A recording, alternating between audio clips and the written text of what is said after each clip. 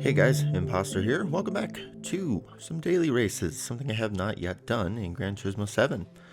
Basically everything else I've done online has been in sport, so I figured I'd give it a go. Jump right into it, see how kind of the physics have changed and stuff. I haven't spent too much time behind the wheel of a Group 3 car, so I figured I would just have some fun online at Red Bull Ring with all these fun guys. And so, didn't qualify, just kind of jumped right in. I practiced a little bit, but no time set. Just figured I would see what I could do. Noticed there was a big delta between front and back by a couple seconds, so that allowed me to maybe predict that I could gain a few positions. And very quickly, Jeremy announcing he could maybe spin out at any time on any straightaway at high speeds there with that comment, so I'll be keeping an eye on him. So anyway, jumping right into it here. When you qualify this far back at Red Bull Ring, you unfortunately start around the corner here, so I couldn't get on the power as immediately as I wanted to, and that allowed the driver behind me to get a little bit of a jump, but it wasn't quite enough for him to make a move, which I was grateful for. I really hate when people dive like that on the very first corner of a race. Slight kick of oversteer on the exit there. Didn't get the best exit, so he slipped right past me in the end. Moving ahead here, this race I won't focus too much on. There wasn't too much that happened here, but this gentleman got kicked off the track, Mr. Rick H, and we'll encounter him later in the race. So I ended up getting a position there, and then half cab as well. The gentleman who did the pushing, I also got past him, and then, yeah, Super King decided to make his own racetrack and take his own route. So we'll just let him do his thing as we continue on here in 12th position. And not too far ahead of me, one other penalty to be served, so that'll let me get up into 11th. So a good amount of positions gained on the first lap. And I ended up on lap 3 here in 10th place, but it didn't last very long as I gave the accelerator a little bit too much of a boot and put myself in the sand. So was still definitely getting used to it. The GT500 didn't feel like other Group 3 cars, and I had sand on my tires, so I put myself back in the wall. So anyway, towards the end of this race, things got a little more interesting. Lap 10 here, Rick had passed me again when I crashed, so that's how he's in front of me. And I think maybe the WRX doesn't have the best tire wear, because he seemed a bit squirrely. And so at the early braking points and stuff, I was able to kind of edge my way past him here, which I thought was a pretty fair pass. And maybe he didn't feel the same way. Rick H, feeling, he kind of sounds like he might be a boomer. But anyway, decides to shoot up the inside here. I didn't think he was going to do such a thing, because I didn't think I really left the window. So I got back on the track the way I should have there. He probably could have accelerated a little faster, but took a glance behind me.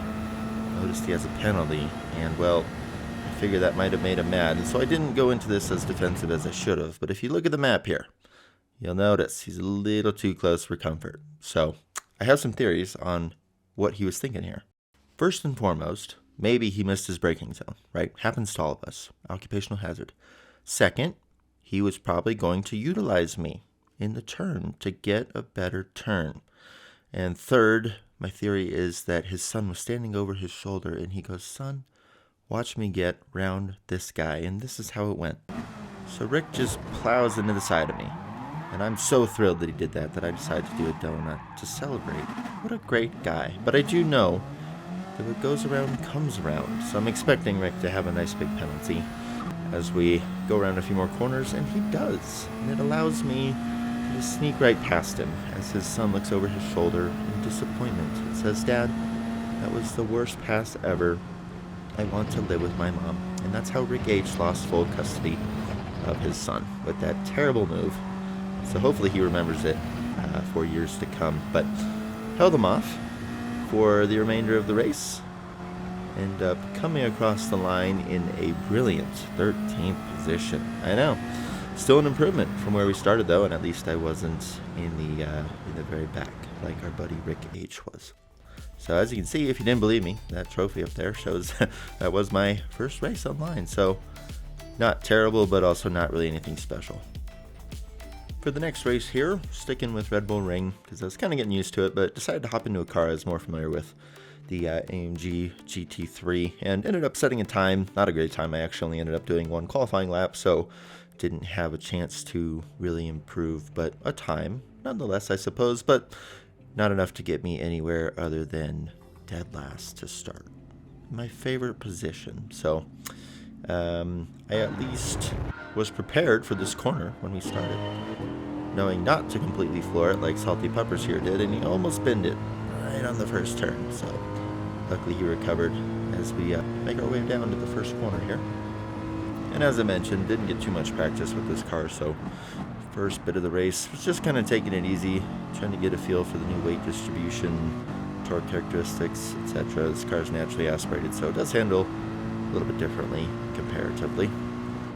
Guys in front of me getting a little bunched up, so I decided to take kind of an early braking point at this turn just to see where everyone ends up, and I ended up getting pushed a little wide. I didn't want to encroach too much, so took the outside line there, ended up being able to get past these two, but it put us 3 wide going into this turn. And so, and you never know with BS racers, with their ratings that way, if they're going to dive on you. So I decided to go cautiously, and I went too cautiously, went too wide, and ended up in the sand, but ended up, I guess, a little better off than Salty did there, with him spinning off into the barrier there. And jumping ahead a little bit here, the last corner of this lap, Lucas, the guy in front of me, pitted for whatever reason. Maybe his tires were hugely flat spotted or whatever reason, but you don't have to pit during this race, so it was essentially a free position. So thank you, Lucas, my best friend. Had a little space here going into the middle of lap 3. Going into this turn, Ace Champion decided to completely give up on the championship style driving and turn himself onto the other layout of the track, like the other gentleman did at the very start. So pushes us up into 13th. Another free position. Just as I as well almost lose control of my car fully, but because I'm such a professional in 13th place, I managed to hang on to it. So zooming ahead here just a bit, pretty drama-free driving for the next little bit of the race here, next couple laps. But I was slowly gaining on the trio in front of me, just trying to stay consistent, end up getting in the tow from them, and I did. Here going into the first corner, they're kind of getting bunched up, all slowing each other down, so I saw that as an opportunity, but also realizing that I had to be a little cautious going into it, because they were kind of scrappy, so I didn't want to get too involved with them too early, so as to upset them. So just kind of watched how they're behaving. Another early braking line into the turn here. Not that I could have hit the apex anyway, since they were fully utilizing it. Chief there in the WRX, which I am still thinking that the tire wear on those is not as good, because I keep seeing people in those cars do that. So went to the inside line here, thinking maybe see if he would cover me and I could go back, but did not. So he didn't buy it, which I thought maybe he would. So just stayed back a little bit here as we make our way through a few more turns. And all three of us here, Blavik and Chief and I, go really wide, but Blavik goes super wide, ends up spinning back onto the track. Carnage ensues. I punch Chief way off the track and, oh boy, colliding with another car. As I am the victim, I get a 5-second penalty, which is huge, and so this lap I was just a little upset, realizing that I just need to go as fast as I can to put as much distance as I can in between myself and the drivers behind me. So in the end, it actually worked out. Held 11th the rest of the race. It was pretty uneventful. Blavik and Lucas were actually going at it, so that gave me a little bit of space, actually a lot of space, 13 seconds there, just to get the race done, bring it home. So still gained some position there from where I started, and yes, my GoPro did stop working, so lost the foot cam there. But no less, better race this time around, but I just thought it wasn't quite good enough. It wasn't quite where I wanted to be, so I couldn't stop there. Had to go for a third. Third time had to be the charm. So my thought process here was, since everyone was having such great success with 3-letter models, WRX, RCZ, that kind of thing, I figured I should give it a go and break out the RCF. AMG doesn't really count since it's kind of the make name. So the RCF falls under that, the 3-letter model name. So, and it did work out because I qualified 10th. Got a little bit faster. Not a ton faster, granted, for qualifying, but enough to put me in the middle of the pack and get me around that stupid corner to start so I could at least be on the straightaway and not have to worry about starting right in the corner. Blivik giving away his secret there as to how he's doing so well with his driving. He's doing it by drinking and driving, so I'm going to use that to my advantage. We'll have to see. He's right behind me, so that actually made me wary going into the first turn. Didn't know if he was going to try and pump me off the track or something, but instead, Jeff in the GTR brakes way early, and I swoop up the inside there, grab a position, and then Fuzzy in front of me as well now has penalty. So, good start. I'll probably get past him as long as I can keep up. Already up one position. As we go into turn 2 here, I thought that Jeff would maybe make a move to try and get his position back, but he decided to brake early again. So, staying in the slip of the group in front of me as we approach the next turn. And yet again, this corner proves challenging for some, as Brigsby looks like he just punted that guy off the track for no reason. Maybe they're fighting it out, maybe they're battling. But he just decided to give him a little shove, get him out of his way for good. And that ends him up with a nice sizable penalty there. So we'll get to just drive on past him. Nice and easy, making our lives very pleasant back here in 6th and 7th. So again, nice start to the race. Already up a few positions, some with Brigsby out of the way. Up into 6th as we round the last few corners out to the lap here. The Porsche in front of me here was doing a pretty nice job on the exits of his corners, so I was just trying to keep in the slip here on the straightaway. Was really managing my power, getting on the throttle of the RCF out of some of these turns, just because there aren't too many flat turns at the Red Bull ring, so was paying really close attention to my throttle input. But Damage and I catching up to the group in front. It looks like they were slowing down a little bit, so I take an inside line into the second turn here. Thought I could get past him, but he brakes basically the same point that I did, so I take it way inside so as to give him some space, and he actually stays right next to me. So we go all the way through that corner, side by side, and down into the next one. And it was just barely edging him out. I thought maybe I could get fully past him, and luckily finally he just falls in behind me, so I didn't have to worry too much about it. But he was really putting the pressure on, and I almost oversteered because of it there. So I think he was doing me a courtesy, which I'm grateful for, of just kind of sticking behind me, not trying to go to the inside of that turn. So we had 3 turns in a row right next to each other. But either way, we were very similar pace a lot of the race. Jumping ahead here to the next lap, I was slowly catching up to the guys in front here.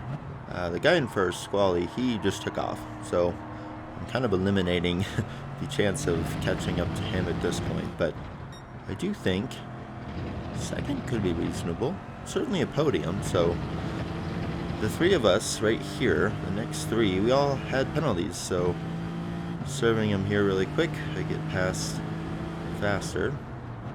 And the Damage is right next to me again. I was going to try and edge him out through the turn there, but he was being nice to me, so I just gave him the space. It was kind of an awkward line. I ended up going on the grass, so probably more detrimental to me, but either way, didn't cause any damage to him, and we were on our way. Faster behind me, right on my tail, but has another penalty. Probably from, this track is really sensitive to the last area, the last 2 corners. If you go too far wide, it'll give you just a half second. So that's where I actually got a lot of them, and it seemed like a lot of people were also doing that. So pushing through these next couple laps, it was pretty consistent racing. I was just trying to stick on the back of the Porsche as much as I could, not to get too far away. The C4 and GTR in front of him were going at it pretty good, and I actually did exactly what I just talked about with going too wide on the second to last corner, and got myself half a second. But the the Z4 and the GTR did something similar, and they ended up with penalties right there. And it actually might have been from contact, 'cause as you can see, those 2 are going really close quarters in this race, but it made for an interesting few corners. I didn't see how many seconds they had when I was racing, so I figured that they both just had half a second, and that damage would get in front of all of us, and then the three of us would be left battling. So I was really hoping they at least made contact so that I could get past one of them, and it appears that they did, as Doodle spent probably a second, I think, whereas Norab, Z4 here, probably only did half a second like I did. On the last corner here, the GTR behind me somehow spins out. I didn't feel any contact made. I think maybe he just rode the curb a little too much and accelerated too soon. Unsure, but he bounced off the guardrail, so that opened up a gap behind me, so I didn't have to worry so much about him. I could just focus on the wobbly C4 in front of me. So things looking good at this point. We're only halfway through the race and we're in 4th, so I was just trying to tell myself not to push too hard. I have plenty of time left and just going to keep an eye on things. And so the Z4 tries to go up the inside here. I don't know if he's using traction control because he was pretty all over the place on the exit of a lot of turns, so manages to outrun damage just a little bit there and beats him around the corner, actually on the outside. So he is notably pretty determined in the corners, so just taking mental notes as I follow these two. So now our pace is to match Norab's as we complete another lap here. Sadly, into this first corner on this lap, I completely missed my braking zone. Just did the best I possibly could to not exceed track limits there to avoid any extra penalties, but not sure what would have been worse, encountering the half-second penalty or what I did, considering how much time I lost. So just had to sit back for a sec and make up that ground as quick as I could, which honestly I didn't mind. You know, still have plenty of time in the race. 5 laps left, so any moves to be had I could still do pretty easily without having to push too much harder. And we're still, you know, we're feeling the burn of our tires a little bit here at this point in the race. You can definitely feel loss of grip, having to start braking earlier. And I guess the Porsche is feeling a lot of grip loss since he went to the pits for whatever reason. Maybe his hard tires were deteriorating very quickly, so gained that position. But I also noticed, despite the Z4 in front of me getting a time penalty, I noticed that Blazuk is also behind me, and he wasn't before. So I'm keeping my eye on my butt, because as he mentioned, he's drinking and driving. That is not a safe racing practice, so just kind of keeping that in mind. I feel like he's probably the most likely candidate to try and make a silly move up the inside on any one of these corners. So just being wary, really, of where everyone is at this point. But with 4 laps left, certainly opportunity to get past the Z4 and into second. And I would basically call that first, since the guy in first is not really even a part of our race anymore. He's on his own race, so he can win his race, and I'll win the rest of the race if I get second. That was my logic here. And you'll notice out of this corner here, Z4 getting a little bit shifty on the exits. And I know I did too, but it seems like he's doing it quite a bit more. So he serves this little penalty, just this half second, which is just enough for me to edge by.